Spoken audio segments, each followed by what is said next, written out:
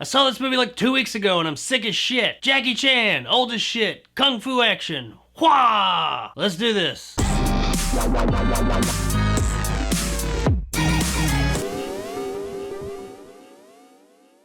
Vanguard is brought to us by director Stanley Tong and stars Jackie Chan and Yang Yang. When there's an attempted kidnapping of a rich businessman who apparently has ties to a terrorist organization, the high-tech security firm that he hired to protect him, Vanguard, steps in to save the day. This sets off a chain of events that sends Vanguard globetrotting across the world to not only save their client and his family's life, but possibly the world as a whole. Vanguard is a new Hong Kong action movie starring Jackie Chan. However, even though Chan is in it and pretty predominant in the film, I don't know if I would call this a Jackie Chan film. He definitely plays a big part in the movie, but this isn't a Jackie Chan movie in the traditional sense. It's definitely sold that way, but that is not what this is. We need to keep in mind that at this point, Jackie Chan is 66 years old. Now, I love Jackie Chan, and I've been a big fan of his for a long time. And when I sit down to watch a Jackie Chan movie, I'm there for the exact same thing that everybody else is. Really creative martial arts action and some insane, over-the-top, in-camera stunts. And in going into this film, I was very aware of Chan's age. He is not a young man anymore, and he has had multiple injuries throughout the years that have probably wrecked his body. Now that being said, Chan is pretty fucking spry in this movie. He's not like some decrepit old man in this movie. He can still throw down. But I didn't go into this movie expecting Rumble in the Bronx, Operation Condor, or Police Story Jackie Chan. Hell, I didn't even go in expecting Rush Hour Jackie Chan. I figured it would be Chan kind of mentoring someone younger into that new age Jackie Chan. And I figured that would be Yang Yang. However, that's not exactly what I got. Our story is, I mean, whatever. It's a Hong Kong action movie. What are you really expecting? I will say that even by Hong Kong action movie standards, the story here is a bit weak. Now, there is lots of globetrotting and some high concept things that happen in the story that I thought were kind of neat. They weren't always necessarily executed so well, but I will give them points for variety, that's for damn sure. But the story itself is overall pretty forgettable. Now, once again, as I said, in these Hong Kong action films, we're not really here for the story as much, but we do need some type of story to project us forward a little bit. It's typically a fairly simple story that gives us just enough to care about our characters and project us forward to the next really cool action scene. But here it seems like they wanted to try and do something a little bit more than that. It's almost like they tried to make the story a bit more complicated, but in doing so, they confused themselves and just said fuck it and gave up halfway through. And in doing that, it just kind of made it stick out even more. But not in a good way. I mean, this story is really weak. Now, once again, I'm not looking for a super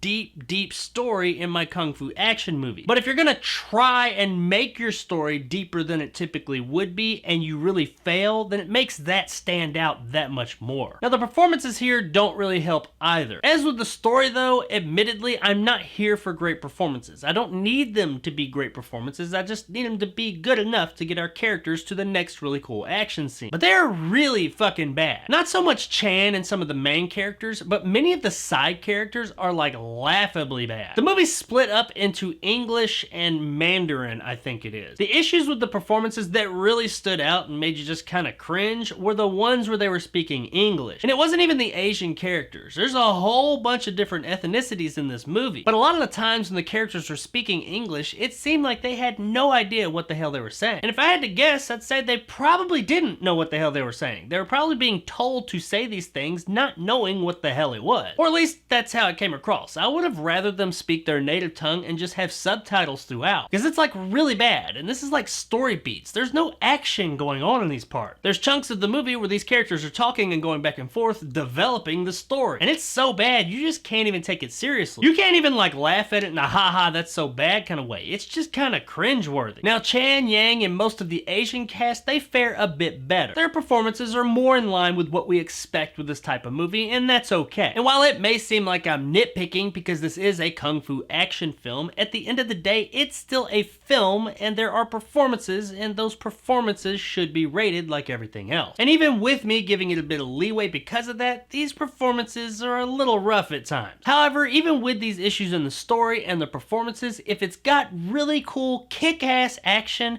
it might just make up for all of it, if it has really cool, kick-ass action. The action in this movie is a mixed bag. There's some hand-to-hand fights that are actually really entertaining. Nothing quite on the level of Jackie's old school stuff, but there are some really fun and exciting hand-to-hand fights in this movie. And while Jackie does jump into the fray a lot more than I was expecting going into this film, the vast majority of the action in the film is courtesy of Yang and company, and they do all prove themselves to be talented performers in this respect. And as the movie progresses and they go from country to country, each scene within those countries progresses to be bigger and bigger. And the idea behind some of these scenes is pretty good, and even some of the action in these scenes is pretty good. However, there is the use of green screen and CGI in these scenes that kind of broke the experience a little bit for me. Like, there's this really cool yet ridiculous over-the-top scene of our characters in a Jeep going down some whitewater rapids with a whole bunch of other bad guys and boats coming up trying to take someone from their boat Jeep thing. It's pretty crazy and over the top, and the idea behind it was pretty cool. And a lot of what they're doing here, I think, was practical and looks like it was right there in the water as they were doing it. But then they'll randomly just have shots, like close-ups and stuff, of people that were clearly on a green screen or blue screen or something like that. And some little flourishes of CGI here or there that really stand out and don't look so high. I would have rather you just not have that close-up and just don't have the CGI at all, because it really broke the experience for me. That's one of the most exciting and great things about these types of movies, that what you see on screen, while yes, it's in a controlled environment, it is real. There is a danger there. It's the ooh and ah of how did they do that? I know it's not CGI, there's no digital fuckery going on. How did they just do this thing? That's what you get from watching Jackie Chan's movies of yesteryear. You see him do these superhuman feats and you're like, holy shit, how did he do that? And he really did fucking do it. Now, half the time he ended up wrecking his goddamn body in the process, but it didn't change the fact that he did fucking do it, and that's what made it so amazing. And maybe that's what it is. Those movies of yesteryear, everybody decided this shit's just not fucking worth it. We're wrecking our goddamn bodies, and in some cases actually dying making these fucking movies. It's just not worth it when we have technology. And I mean, I guess I can't blame them there. Why take the danger of actually hurting yourself when you don't have to? You're an actor. But it doesn't change the fact that it did kind of take me out of it. This extends to pretty much every other action scene in the movie as well, especially the ending car chase. I can't decide if elements of this ending car chase were done with CGI that just looks really bad, or if they under or over cranked the camera and it made the movement look that off. But something about it is not right, and it really fucking stands out. Some of it is definitely shot practically, but there's other parts that I don't understand. Why is that not practical? Because it looks like trash. And if it is practical and they crank the camera one way or the other, why did you do that? I mean, the only reason to do that is to make something look as if it's either going faster or slower than it really is. But holy shit, if you see these results, it's not worth it. I don't know, guys, it seems like I'm really nitpicking here, and maybe I am, but overall it just seemed kind of sloppy. The movie was okay, I guess, but it wasn't really memorable. This isn't one I'm gonna remember for very long at all. And there's really no stunts in it that you look to and say, oh, remember that one stunt? That was really fucking cool. No, there's not, because none of it seemed as real anymore, because you know that there was CGI and blue screen used. Which is fine. I mean, plenty of action movies use lots of CGI and green screen and all those special effects wizardry. But if you're going to be doing more of that now, then you're gonna have to up your game in some of the other areas too. If it's all just kind of falling more in line with traditional action films, then now we're gonna start to looking for more from the story and the performances. So if you're prepared to do that, then right on, I'm looking forward to the future. But if not, then things aren't gonna be too bright for you. You gotta have something in your movie that stands out and makes it special. And Hong Kong action movies was always that physical prowess of the performers. If you take that away and it's just like everything else, then, you know, what do you got? Guys, at the end of the day, Vanguard was okay. It's got a pretty weak story and some fairly cringe performances. However, the action is really well done, even though at times the digital work done to the film takes away from it a bit. It's nothing you're going to be blown away by, but if you are a fan of Hong Kong action films, you'll find something to like here. And seeing Jackie Chan back in the saddle again is a pretty good time, even though it is in a limited capacity. And while it may be a shadow of Jackie's earlier work, and we don't really get that new Jackie Chan I was hoping for, Vanguard is worth checking out on streaming.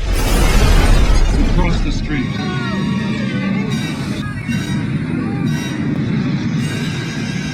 Now I know Jackie Chan is still making movies and has been, but it's been a while since I've actually seen him in one. And while this wasn't that return that I was hoping for, it was a good enough time, and if you don't have anything else to do for the night and it shows up on your streaming platform of choice, check it out, and I think you'll have a fairly good time with it. So there it is, guys, my review of Vanguard. If you enjoyed and want more content like this, hit that subscribe button and help my little channel grow. If you liked what I had to say, give me a like. If not, let me know in the comments below why. And as always, stay sexy, Hong Kong.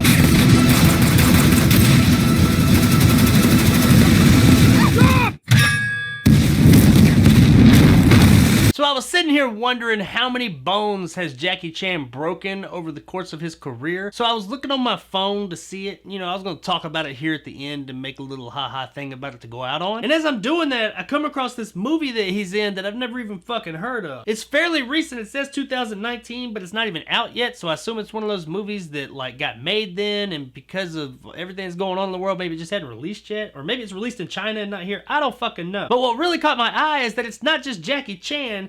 It's Jackie Chan, Jason Fleming, Charles Dance, Rutger Hauer, and fucking Arnold Schwarzenegger. What the fuck? Why have I not heard of this movie? It says it came out August 16th, 2019. What the fuck? I've never even heard of this shit. Jackie Chan, Rutger Hauer, and Arnold Schwarzenegger all together in a fucking period piece? I must see this movie. I will see what I'm sure is this tour de fucking force. Well, fuck Rotten Tomatoes. What the hell do they know?